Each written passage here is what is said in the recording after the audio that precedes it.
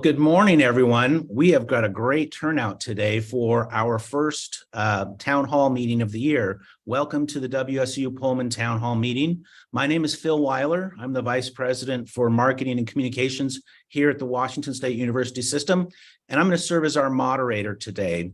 As I said, this is the first town hall of the 2023-24 academic year, and we're going to do this one actually a little bit differently than the rest of them. We're conducting this one virtually today as opposed to doing it in person. And we're doing this in part because we are going to be joined by some members of the WSU community who are not directly connected to particular campuses. So I want to extend a special welcome to our colleagues joining us from the extension offices all across the state of Washington, our research centers, and any employees who have system-level responsibilities that aren't tied to a specific campus.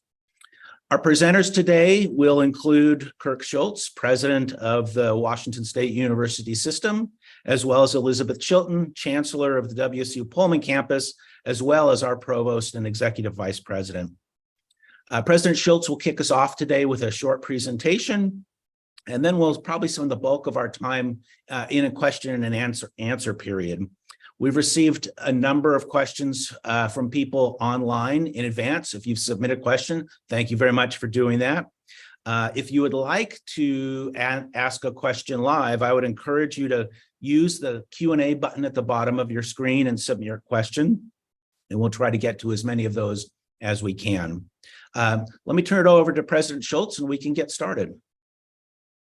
Well, good morning, everybody. Thanks for joining us today. This is by far the largest one of these we've had since the COVID town halls, and we have no desire to go back to that. So, good morning from beautiful, warm and sunny downtown Pullman. Okay, maybe it's not warm and sunny today, but I think fall is definitely here in the Palouse. So what I'd like to do is go through a couple slides.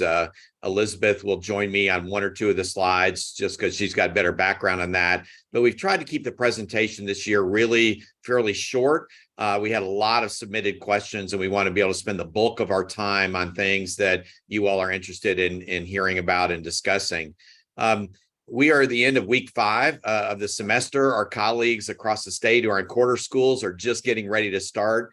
I appreciate the hard work everybody has done this semester as we got started. I feel really positive energy and momentum on campus, on our campuses, but particularly here in Pullman.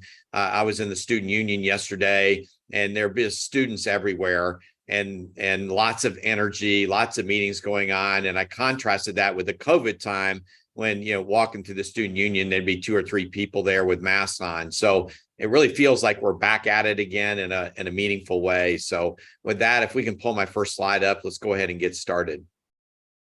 Well, first, what we want to do today is just provide some very brief updates on the future of the Pac-12 conference. That's on a lot of people's minds.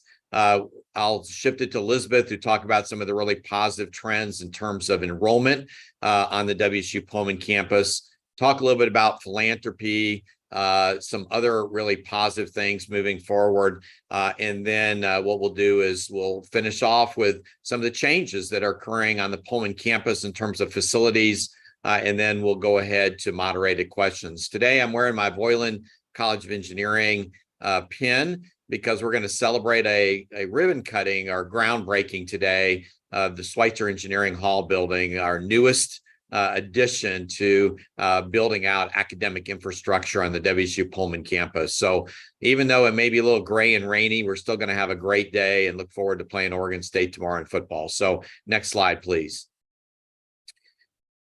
There's certainly been a lot of information out there around the demise of the Pac-12 this summer.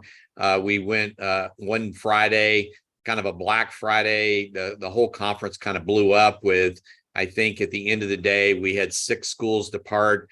Then a few weeks later, we had Cal and Stanford leave for the Atlantic Coast Conference, leaving us and Oregon State as the only 2 remaining members of the Pac-12 Conference. I put out an email that I hope a lot of you had an opportunity to look at if you're interested, around a lot of the questions that we have received over time about what will be the fiscal impacts on academic programs at WSU, what's going to be impact our athletics programs, and so on. I'm not going to repeat all that here, but suffice to say that we took legal action to ensure that Oregon State and Washington State have the ability to control the assets of the Pac-12 conference as we decide on that next step. I just want to remind everybody, we're still going to have next fall Saturdays full of people coming into town, supporting the business community. We will have a significantly reduced athletics budget, which impacts people. There's no way around that. And we'll know more about that in the coming months. A lot of people have asked, what's the overall impact going to be of our change in conference to the WSU as a whole? And in a press conference yesterday, I just reminded folks the National Science Foundation does not look at athletic conference affiliation when deciding where they're going to fund grants. A lot of times people are like, oh, well, this is a huge issue for our prospective students.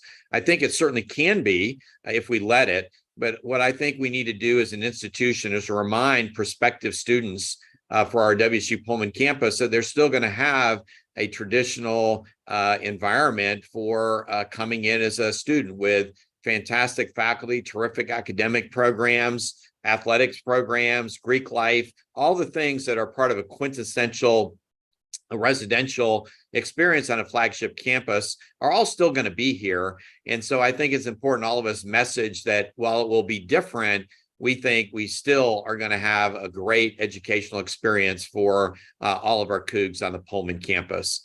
You'll continue to see updates. I don't want to inundate the campus community with just athletics. But on the other hand, I know there's a lot of interest out there. So, roughly every 4 to 6 weeks, as there's something new to report, we'll continue to put things out, probably primarily into a Q&A format as I hear questions, concerns, and things from students, faculty, staff, members of our community, and others. So we'll keep at it. Pat Chun and myself are working really hard on this with our counterparts at Oregon State, and we're going to continue to just ensure that we have the best landing spot for WSU and our student athletes moving forward. Next slide, please. Elizabeth. Thanks, Kirk. As you probably all saw, we put out a campus communication about where we are in terms of enrollment. There's some good news and there are some continuing challenges. And so I'll say a little bit about what those are and what we're doing to try to keep this forward momentum going. So first of all, the most exciting news is that we've seen a 6.5% increase in first-year students system-wide. This is really important because it's the largest incoming class since 2019. And that's really a lead indicator of our enrollment trend overall, because the less good news is that we were still down 3.8% in overall system enrollment. Why is that? Well, we just happened to graduate the 2 largest graduating classes in WSU history. The classes that came to us in 2018 and 2019 were the largest incoming classes we had ever seen. And so as those students graduated, as we hope they do, that definitely impacted our overall enrollment decline. Nevertheless, I think the trends for first-year enrollment are really positive.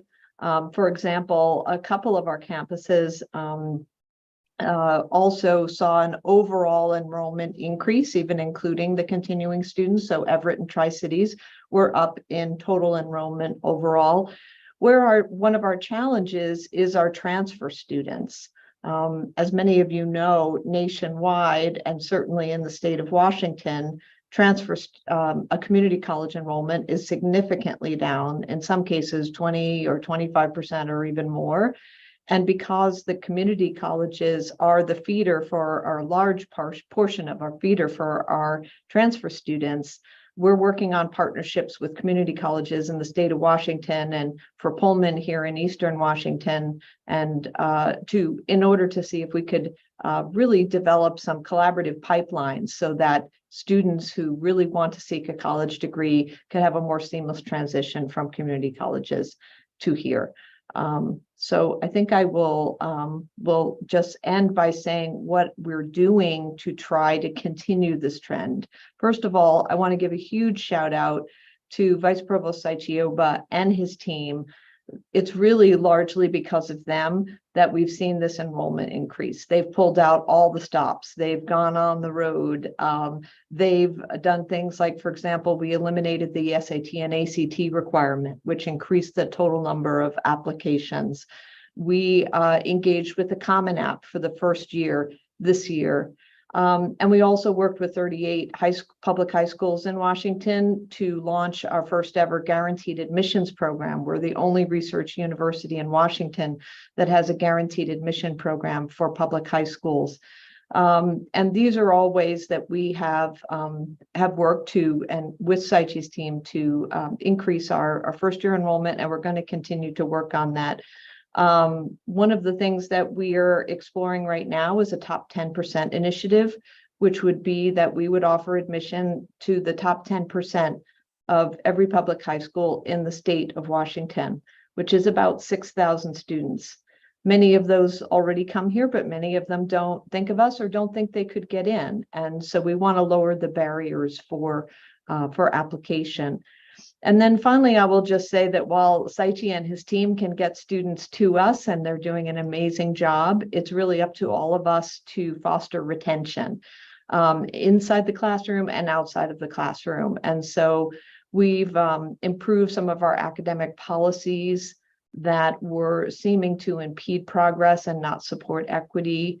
We've done a lot over the past 2 years through the Transformational Change Initiative and through the Core to Career program to really give our faculty the resources and offer faculty development for fostering a growth mindset for our students, which they so sorely need, especially coming out of that pandemic. So with that, I will turn it back over to you, Kirk. Did you hit U.S. News and World Report?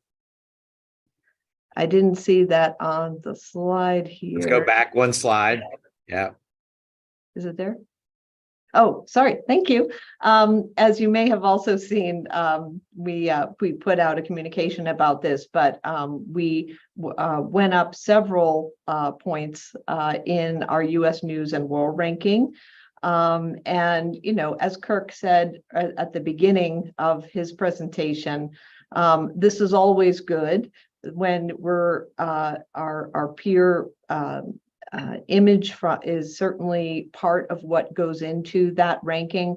But as you all know, the rankings change over the years in terms of the methodology that they use. And so we've developed two things. We have a website, which hopefully someone will put in the chat for us. We've developed a website on all of the different rankings. And then we also have a task force that the president charged with looking at U.S. News and World in particular to make sure that we're reporting data, that we understand what goes into the rankings. And I encourage you to read the report. This is always positive when we go up, but you've probably seen a lot of national news where, because of the change in methodology, universities can go up and down even if they continue to do exactly the same thing. And so it's something we'll continue to watch and continue to work on. And so hopefully someone will put those links in the chat for you all, and you can all take a look. We'd be happy to take questions about those once you get a chance to dig in. Perfect. Next slide.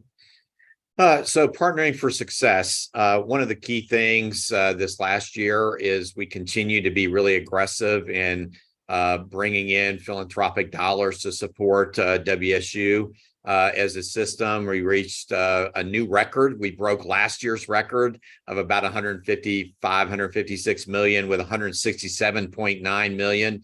Like to think that we're going to continue to break those records each year, but Mike Connell and our team of fundraising professionals, myself, our deans, our chancellors, are all out just talking to Cougs and friends and corporations about ways they can invest.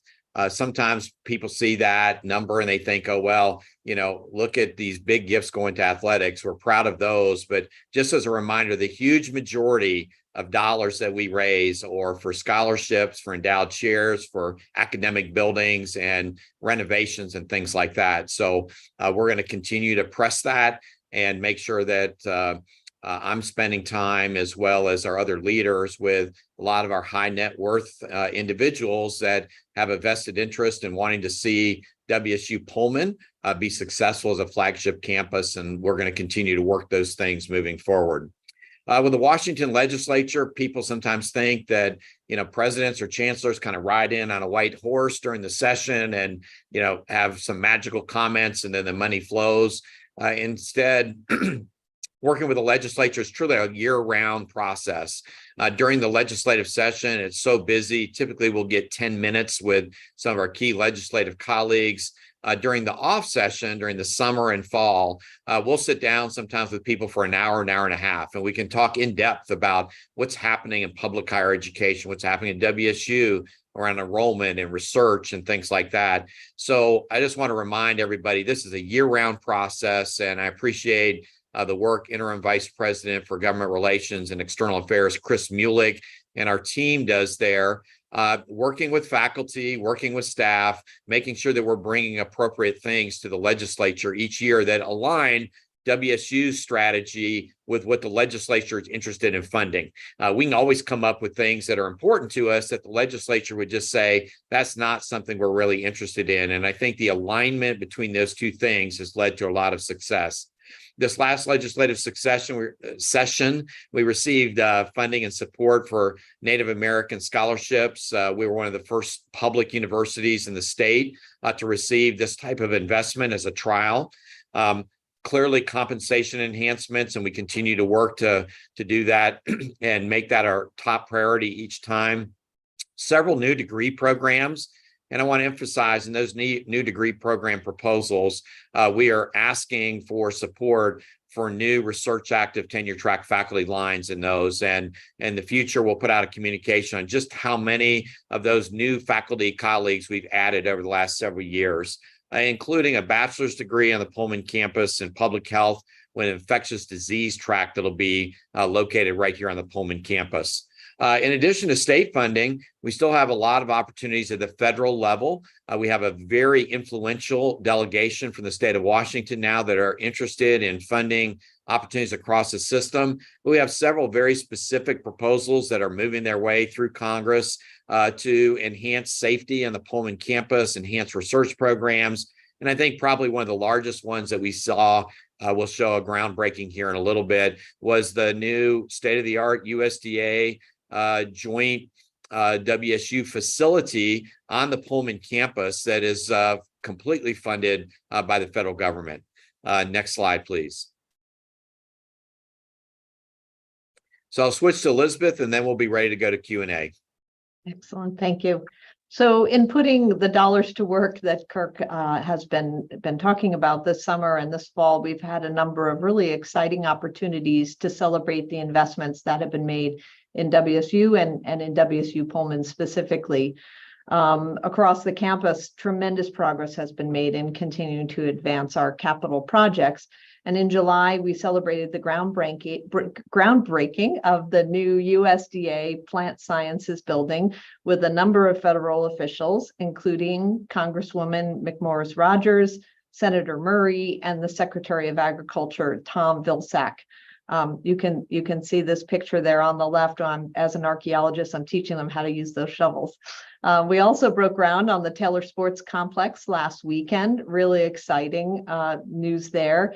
These buildings really represent the culmination of hard work in a number of areas and by a number of individuals, and will really go a long way to supporting academic programming and student support for years to come. I would just say we'll continue to do that.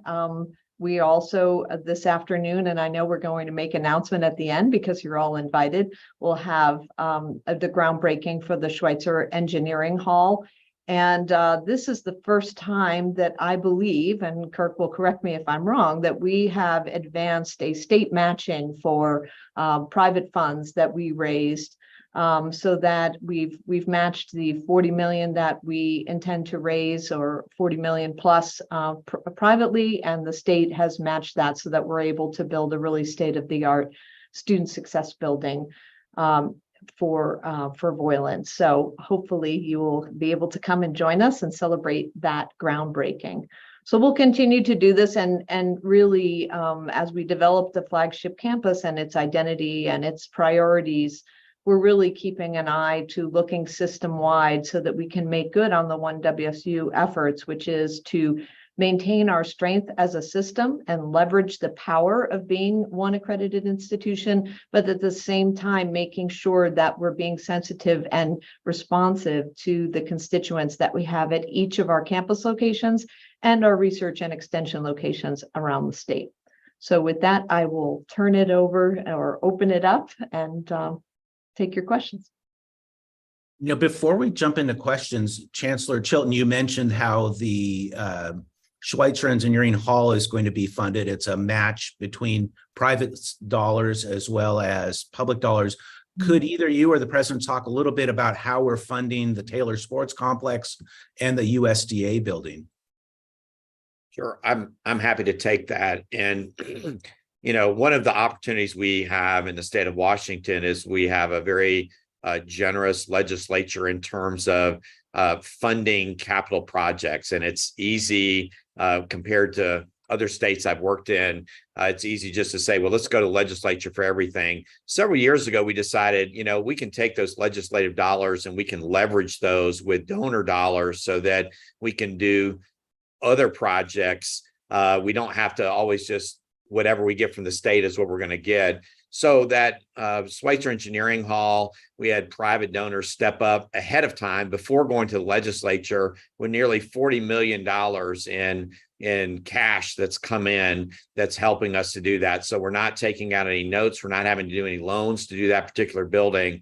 And with the Taylor Sports Complex, one of the pledges I made with athletics facilities is they will all be privately funded, and we will all have signed pledges or cash in the door on those particular things. So with the Taylor Sports Complex, there is also no loaning of money or anything like that. That's done purely with cash that has been raised by Pat Chun and our athletics team. So the final thing is you've got one building that's sort of a state plus philanthropy. You got another building that's all philanthropy. And then our federal team, led by Chris Mulick and Glenda Becker-Fenter, worked really hard to make sure that we also seek federal dollars to also grow our infrastructure. So there's 3 different capital projects, all that will be going on simultaneously, and all have been funded with different ways of doing things compared to maybe where we were 6-7 years ago,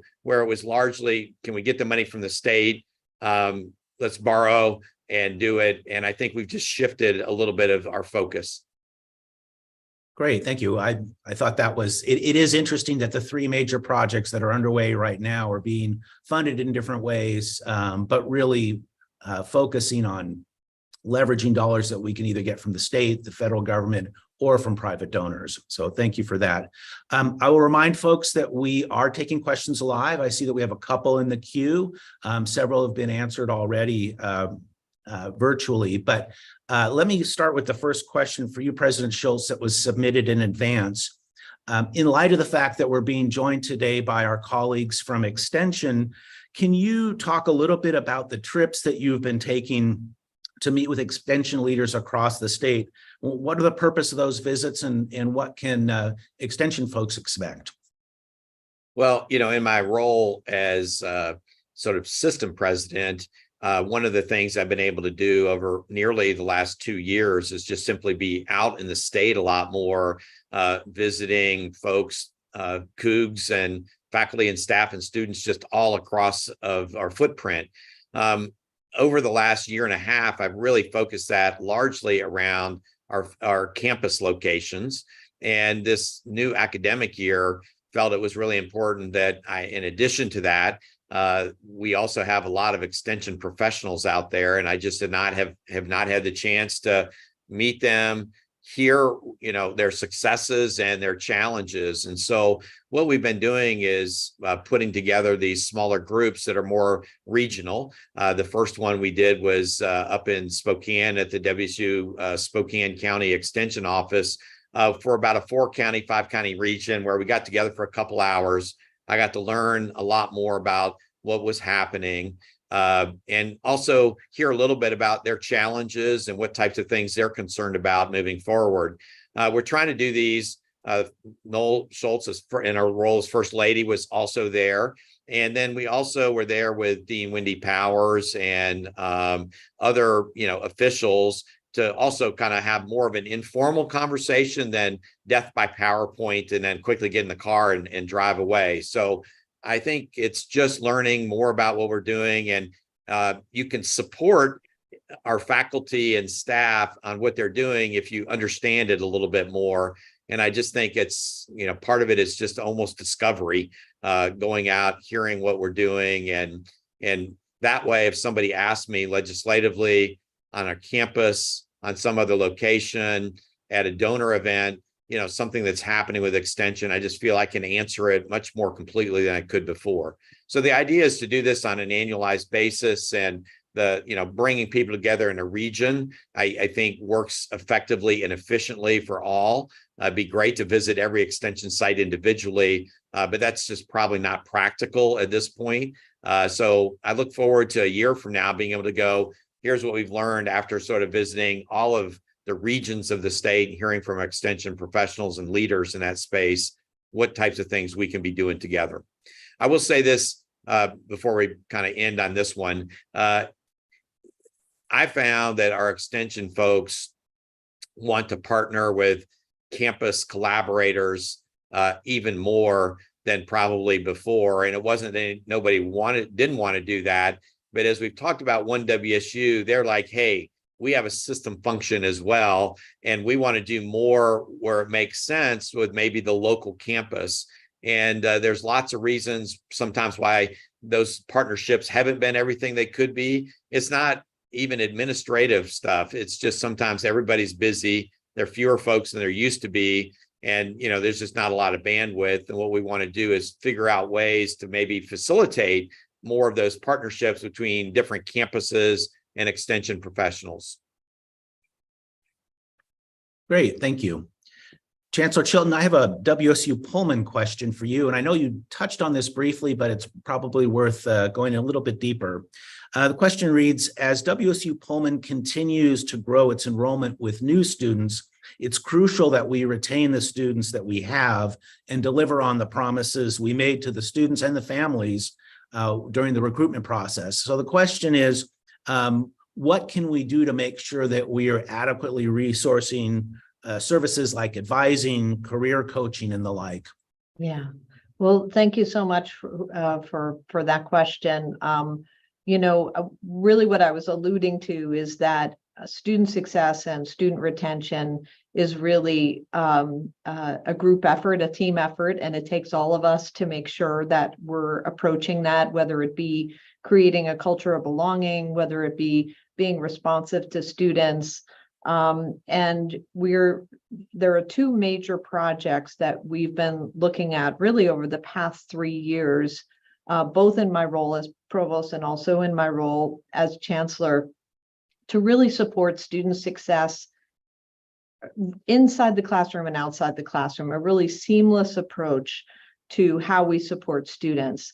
A lot of universities, and we're no exception, tend to sort of think about what we do for students in the classroom, and that's the domain of the faculty. And then we think of what we do to support students outside the classroom, which is often thought of as the domain of student affairs. But really, students don't care where someone reports, and they also don't make a distinction between their success as an individual in the classroom or in their career. And so I've been working with colleagues in student affairs and really the Division of Academic Engagement and Student Achievement to really develop this student success minded approach. So there are two major efforts. One was a student success mapping group that took a look in the spring of 2022. There are over 300 submissions of programs, services, and initiatives that we are reviewing that support student success across the system, but primarily here in Pullman. So we have some student success programs in colleges, in student affairs, in academic affairs, and really all across the campus. So when Ellen Taylor, we were just getting to the implementation of some recommendations, and Ellen Taylor sadly announced her intent to retire in December. What we've decided to do is really queue it up and make it, put it into a manageable form. And when we have our new Vice Chancellor for Student Affairs, hopefully very early in the spring, the next phase will include contacting a subset of the programs to really gather more information and do some secondary analysis. And this will include, which really gets to the point of the question, an assessment of whether or not various units are appropriately staffed and what we can do to ensure that we're providing the support levels that we aspire to support student retention. We're also doing the same thing with the Division of Academic Engagement and Student Achievement, or DASA, which is currently housed in the Provost's office. And we're really in the beginning of the assessment, where Bill Davis and Cliff Stratton are making a careful assessment with all of the DASA units and programs and taking a close look at how we can make sure that we're providing that seamless approach. So we've initiated that one. I've asked for a recommendation from that team in late October, and certainly between November and December, we'll be able to communicate and develop an implementation plan. But again, the goal is retention, and we hope to also include our faculty training programs like TCI and Core to Career in this attempt to really foster strong retention for our students and get them to graduation, which is what they came here to do. Great. Thank you very much. President Schultz, you talked a little bit about compensation, and we did receive a question in advance that talked about that subject, and I think it's probably worth maybe having a little bit more in-depth discussion about this. So the question reads, the legislature did not fully fund the 4% salary increase requested for faculty and administrative professionals in the last legislative session.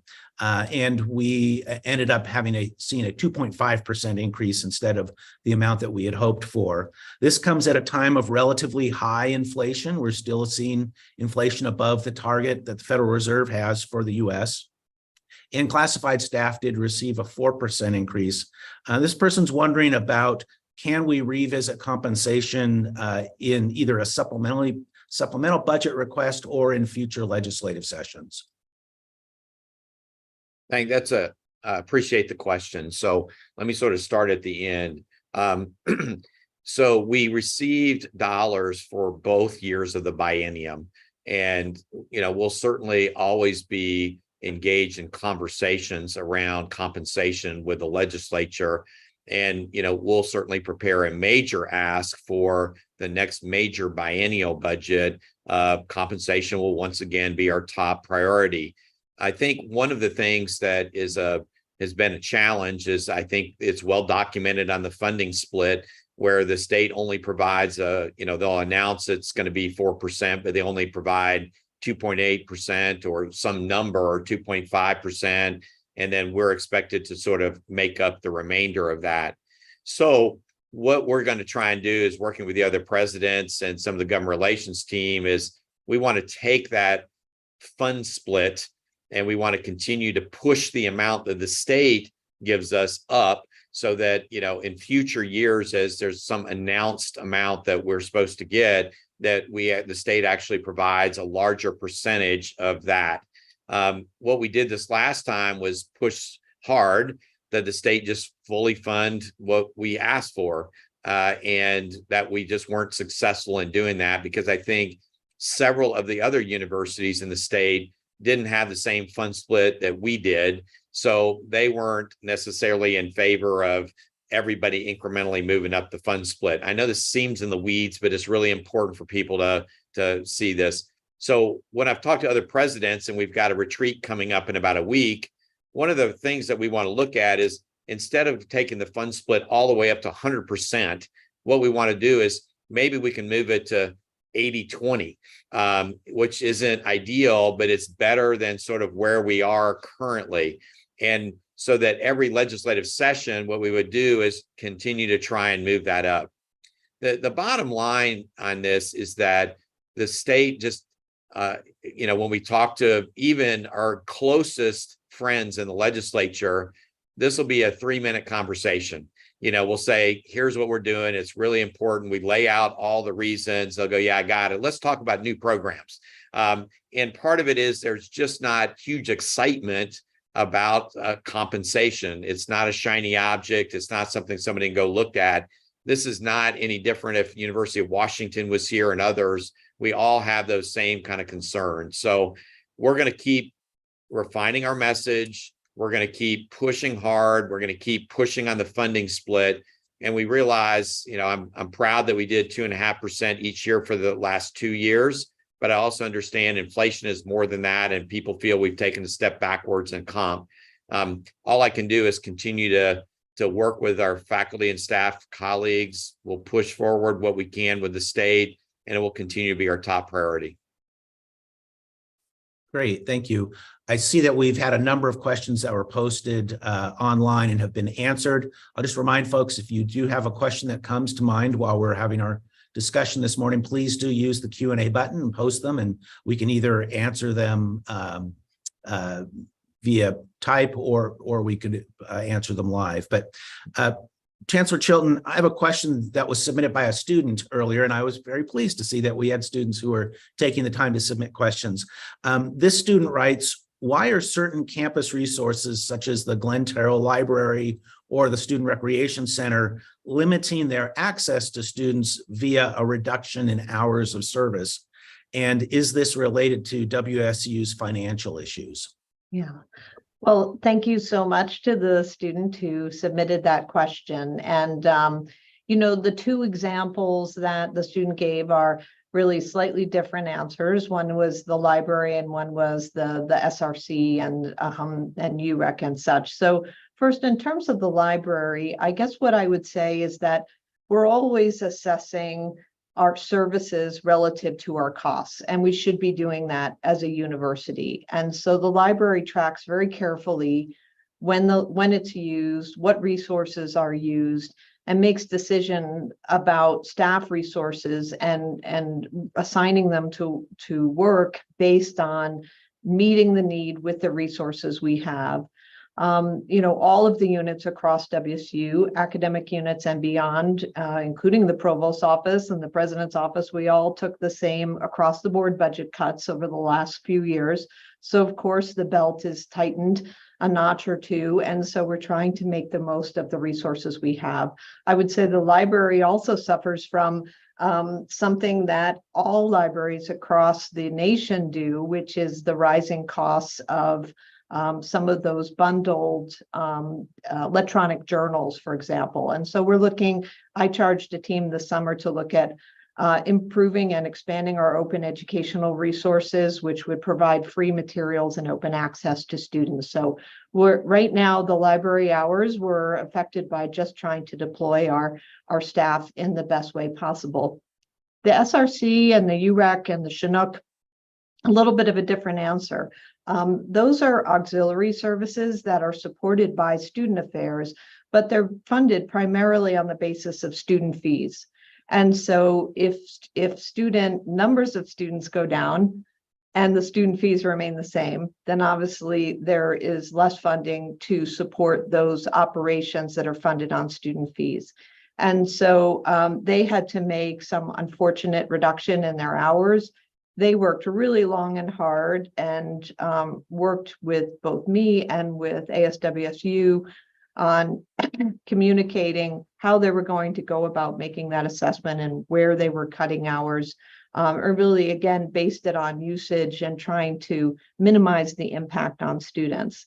I want to make a special plea for UREC and the SRC, which is that the more faculty and staff who join and fund memberships, then the more hours we can provide, not only for our community, but our students as well. And I have a membership at both Chinook and at UREC because I feel like not only does it make me then go and make sure I'm staying healthy, but it also supports our students because it subsidizes those operations. So we're going to do a bit of a membership drive this fall, and I hope you'll all consider supporting Student Recreation Center.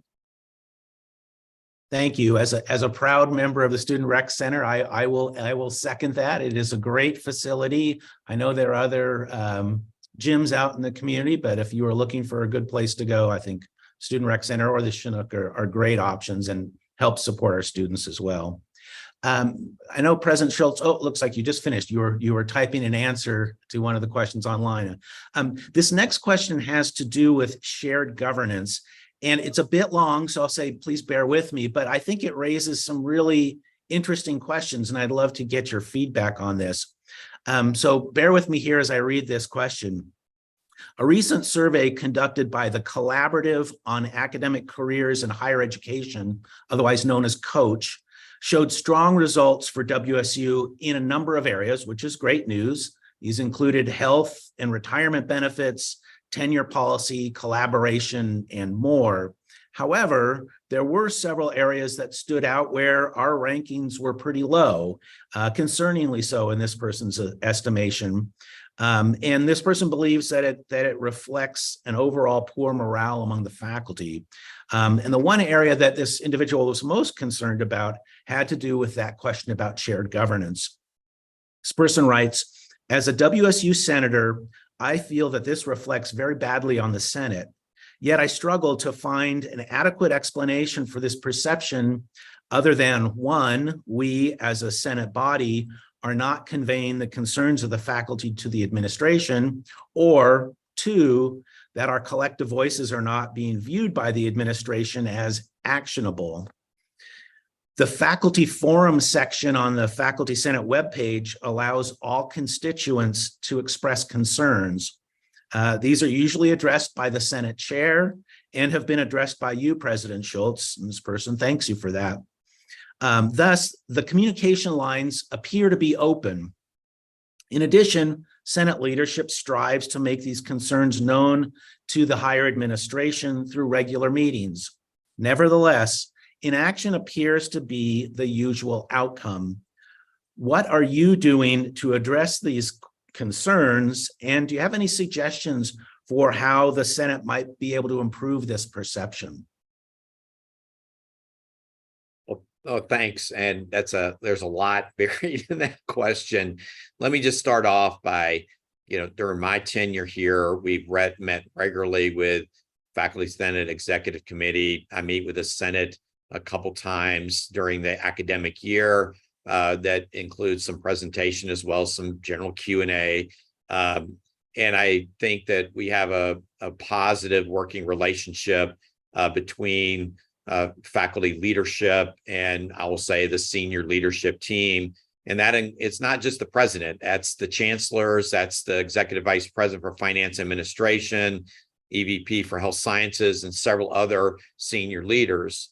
I think sometimes when you cooperate and jointly problem solve, it may not feel that it may not feel the same way as if there's an antagonistic relationship where somebody is fighting for something and you sort of have a lot of fireworks and maybe no real solutions. That being said, I would say the Faculty Senate leadership brings forward sometimes relatively straightforward concerns, and sometimes there are concerns that don't have an easy solution, and it's not that they're not presenting them or that we're not communicating about it. But I'll use faculty salaries as a great example. That's always a concern expressed by the Faculty Senate, as other groups do, about our inadequacy of our raise pool and what our salaries look like compared to our peers. Doesn't mean we don't hear them.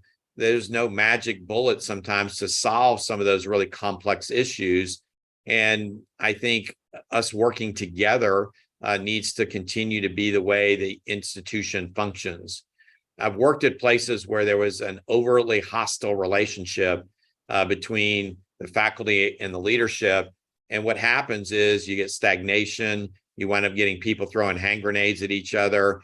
You don't really problem solve anything. It just becomes people stating things and having stances. And I would say that doesn't represent truly, to me, what faculty governance is. So I was disappointed in that result from the coach survey as well.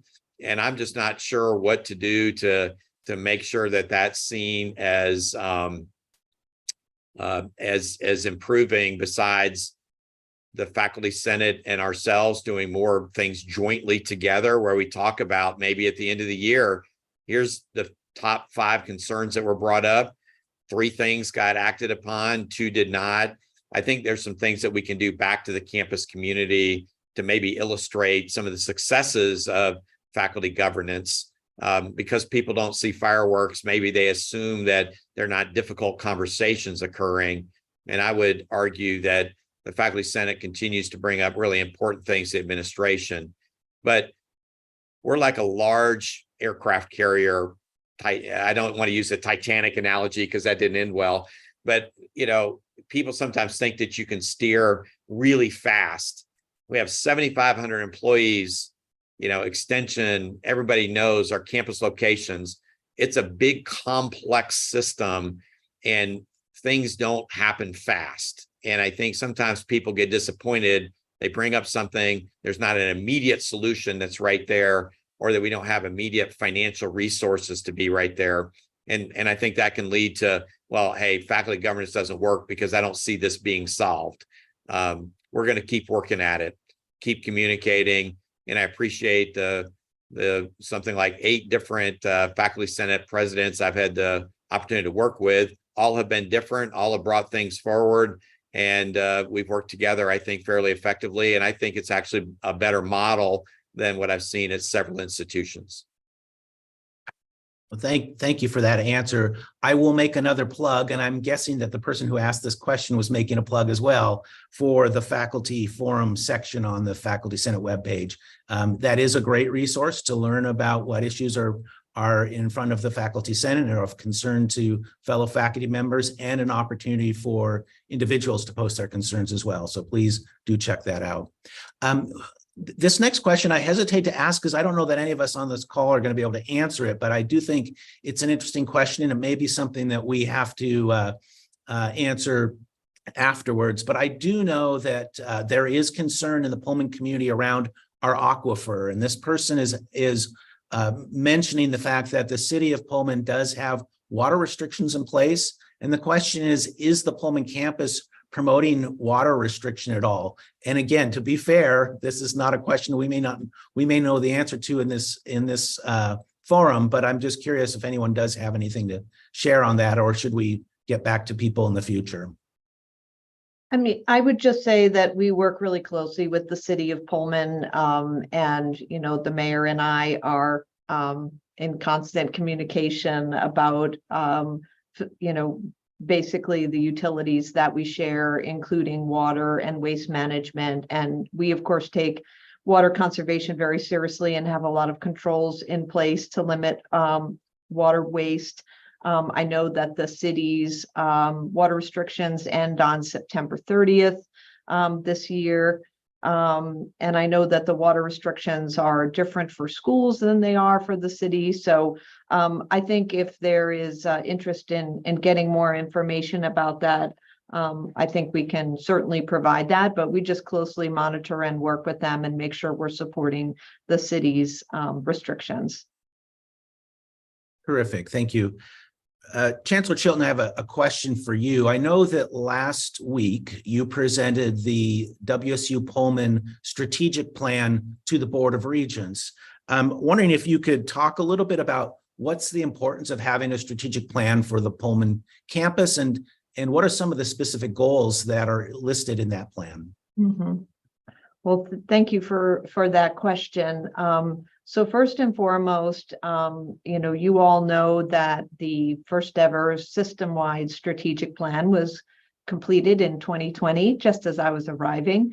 And following that, and following the really clear understanding that to support our campuses, each campus must, as I said earlier, figure out how best to support its constituencies, its student body, its communities, and its faculty and staff. And the needs in Pullman and the opportunities in Pullman are going to be different than they are in Tri-Cities, Vancouver, Spokane, and Everett. And likewise for our extension and research locations. And so it was really important when I was appointed chancellor in January of 22, it was really the first effort that I took on, which was to put together a strategic planning committee to say, reflecting on the system-wide strategic plan, what should the specific goals of the Pullman campus be within our system structure? Obviously, it's the largest and it's the oldest campus. And as the flagship campus, we have a certain responsibility and role within our system. And so I'm going to ask, hopefully Chief of Staff Haley James is on here and can post a link to the Pullman strategic plan, which, as you pointed out, Phil, was just approved by our Board of Regents last week. The Board of Regents it must approve all strategic plans for each of our campuses and for the system, and they did so. And, those priorities include student success, include our research mission, equity, diversity, and inclusion, improving facilities. And as I also mentioned in my presentation to the Board of Regents, one of the opportunities we have is also to leverage the arts in our community. It's one of those things that brings our community members in the city of Pullman and Whitman County to our campus. Aside from, of course, Cougar athletics, it's really part of strengthening our culture of belonging and our campus life and providing resources to the communities as well. So hopefully we'll take a look at both the system strategic plan, which is on the strategy planning and analysis website, and then that includes metrics and specific strategies for the goals there. And then there's a link also to the Pullman strategic plan. We're now putting into place our strategic implementation committee and putting together a scorecard so that we can measure, how well are we doing with the goals that we set out for ourselves, so that we can monitor that on an annual and even a quarterly basis to make sure that we're moving in the right direction. And stay tuned we're going to have an actual launch event for the Pullman strategic plan for the Pullman community. So stay tuned for the date on that. Great. Looking forward to that. Thank you. Chancellor Chilton, you mentioned the Office of Strategy Planning and Analytics website. I will mention, just to reference back to something we discussed a little bit earlier ago about U.S. News and World Report rankings. I do know that the president had commissioned a task force to meet over the summer to really do a deep dive into the methodology used by U.S. News and World Report. That group was led in part by WSU Regents Professor Brian French, and again, members of the committee prepared a report. That report is available on the Office of Strategy Planning and Analytics website if anyone is interested in learning more about U.S. News and World Report rankings. And you can find that on their rankings webpage that also then provides some pretty in-depth coverage about all the various rankings that are out there. So we're running short on time, but I wanted to make sure we could let people know that that's a great resource if that's something of interest to you. We are getting close to the end. I'd like to maybe ask one last question of you, President Schultz, if I could. This individual says, I would like to hear about any plans for WSU to become a leader, not only in the research of climate science, but also in university policy and practices that promote environmental health. My hope is that students leave WSU having experienced a model of thoughtful, intentional environmental practices that they can draw upon in their own sectors of civic and professional life. And I know that you have convened a sustainability task force, and wanted to give you a minute to talk a little bit about that before we conclude. Certainly, I think WSU has not had an updated sustainability plan at the system level for a number of years. We've had a lot of people working in this space, working diligently in this space, but never kind of pulled it all together. And some of our fellow land-grant universities NC State, Colorado State have very extensive, plans. So look for more information on this. One of the things we didn't want to do is launch something in the spring at the end of the semester when people were sort of tired. They're ready to get through the academic year. We'll spend this academic year putting this together, but we also got to make sure we resource it appropriately. And it's not just having a piece of paper. It is a piece of paper with some concrete goals and objectives, along with the necessary funding to do that. So we just want to we'll continue to keep the community apprised, and there'll be lots of places for faculty, staff, and students to input and participate and be part of, kind of mapping out where we want to be and the broader issue of sustainability over the next 5 years. So thank you for the question. It's a great one, and we'll keep the community updated as those opportunities for participation arise. Great, thank you. And I will note that the task force will be providing an initial report of their work to the Board of Regents in January. So if this is a topic of interest to you, you might want to tune into the Board of Regents meeting in January. All right, we are at the end of our hour. We've gone a little bit long. Thank you for taking all the questions that we've had. I would ask Chancellor Chilton or President Schultz, any closing remarks before we're done for the morning? I wanted to, sorry. Go for it. There were a couple of things in the chat that I really just didn't get to. What I wanted to say is, as we move into our campaign, I am working really closely with our foundation on building a vision for campaign priorities for the Pullman campus as a whole, things that don't fall into colleges or units that have directors of development, and working to staff up our foundation support. So those of you who have ideas about campaign priorities, large or small, please reach out to my office, and we want to support faculty, staff, and student success and facilities and services all across the campus. So I just wanted to end with that, and thank you all for being here. Thank you all for being here. And again, we had a whole bunch of excellent questions.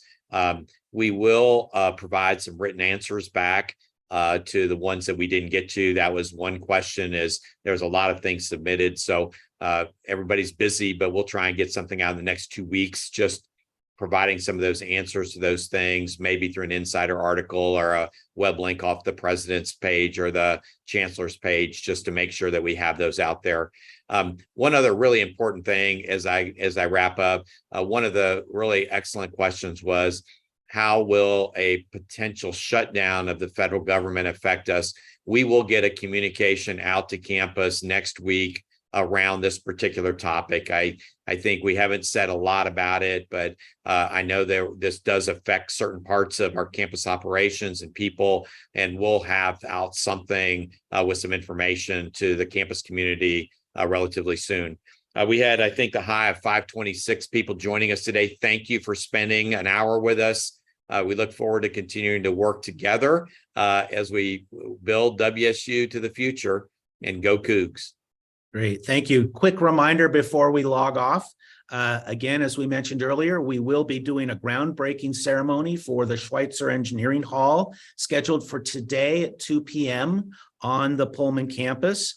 The location is the green parking lot number 3, which is at the corner of College Avenue and Spokane Street. So you are all invited to attend. I look forward to seeing you all there. So with that, thank you to Chancellor Chilton. Thank you to President Schultz. Thank you to the 500 WSU Pullman and Extension and other folks who joined us today. Hope you all have a great day, and go Cougs.